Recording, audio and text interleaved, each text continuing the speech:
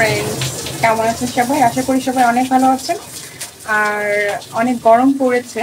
গরমের মধ্যে আমি এখন রান্নাঘরে আছি। আর আমি আজকে রান্না করব হচ্ছে চিচিঙ্গা দিয়ে, আলু দিয়ে, মাছ দিয়ে আর লাউ ভাজি। আর এটা কিন্তু গরমের জন্য খুবই একটা উপকারী তরকারি। এই তরকারি খেলে শরীর কিন্তু খুবই ঠান্ডা থাকবে।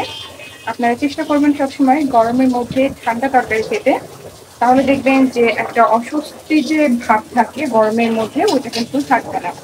আর আমি এখন আছি রান্নাঘরে রান্না করছি।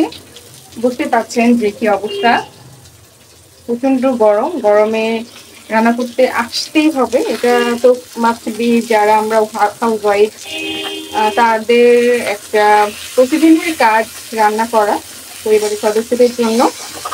তো আমিও রান্না করছি, কিছুই করার নাই। আর আমি আজকে রান্না করছি, এদিকে মাছ ভাজি করা হচ্ছে।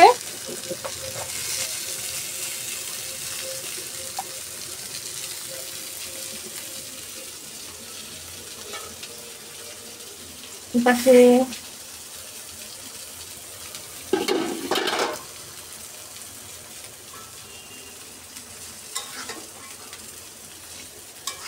লাউ ভাজি।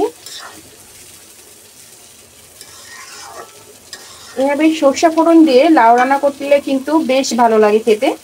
আর আমি এভাবে সর্ষে ফোড়ন দিয়ে লাউটাকে সুন্দরভাবে কুচি করে নিয়েছি, প্রথমে কুচি করে তারপরে এভাবে রান্না করছি।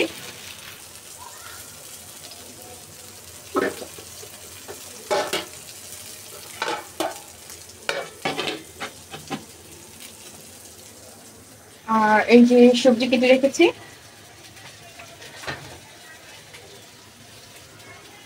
চিচিঙ্গা, আলু, দিয়ে মাছ রান্না করা হবে। আমার মাছ ভাজিটা অলমোস্ট ডান।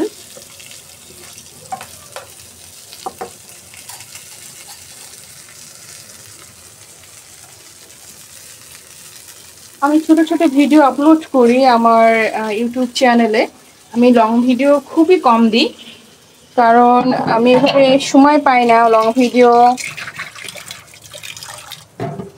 করে ইউটিউবে পোস্ট করতে। তারপরেও চেষ্টা করব এখন থেকে কন্টিনিউ লং ভিডিও দেওয়ার জন্য। আর আমার দৈনন্দিন যে কাজগুলো আমি করি সেই কাজগুলোই কিন্তু আমি ইউটিউবে আপলোড করে থাকি।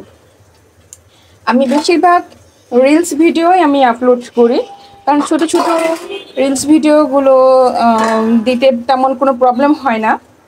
আর খুব সহজেই খুব তাড়াতাড়ি রিলস ভিডিওগুলো আপলোড করা যায়। কিন্তু একটা লং ভিডিও করে আপলোড করতে গেলে দেখা যায় যে সেখানে অনেক টাইম দিতে হয়। ইউটিউব চ্যানেলের জন্য লং ভিডিওটা কিন্তু খুবই দরকার। আমরা যারা ইউটিউব নিয়ে কাজ করছি আমরা সবাই জানি যে আমাদের চ্যানেলগুলোর জন্য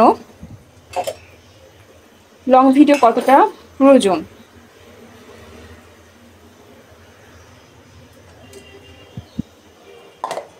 যে আমার ছোটোখাটো একটি রান্নাঘর, এই রান্নাঘরটাকে সবসময় গুছিয়ে রাখতে আমি চেষ্টা করি। যখন যে কাজ করি সে কাজ শেষ করার সাথে সাথে আমি সব কিছু এভাবে গুছিয়ে রাখি। সকালবেলায় খাবার খাওয়ার পরে কিছু প্লেট ছিল, সে প্লেটগুলো আমি ধুয়ে রেখে এখানে পানি ঝরাতে দিয়েছিলাম। এখনই একটার মধ্যে আমি গুছিয়ে ফেলেছি। আর এখন সবজিগুলো ধোয়ার পালা। সবজিগুলো সুন্দরভাবে ধুয়ে নিতে হবে। আর এপাশে আমি চুলায় প্যান বসিয়ে দিয়েছি রান্না করার জন্য। এখন এর মধ্যে আমাকে তেল দিতে হবে। আর এই তেলটা হচ্ছে যে আমি গতকালকে কিছু তেলটা ব্যবহার করেছিলাম। তো সেই তেলটা আমি যে তেলটা আমি ভাজা পোড়ার জন্য ব্যবহার করি সেটা ঠান্ডা করে আমি এভাবে একটা জারের মধ্যে রেখে দিই নেক্সট টাইম ব্যবহার করার জন্য। তো সেই তেল দিয়েই আমি আজকে তরকারিটা রান্না করছি। অলরেডি আমি তেল দিয়ে দিয়েছি কড়াইতে। তেলটা একটু গরম হলেই আমি এর মধ্যে দিয়ে দিব জিরা, আস্ত জিরা ফোড়ন দিব।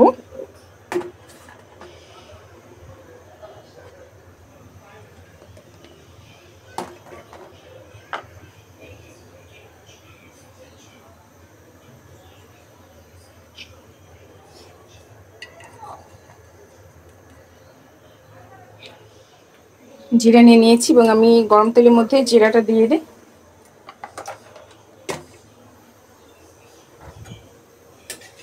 একটু নাড়াচাড়া করে নিব।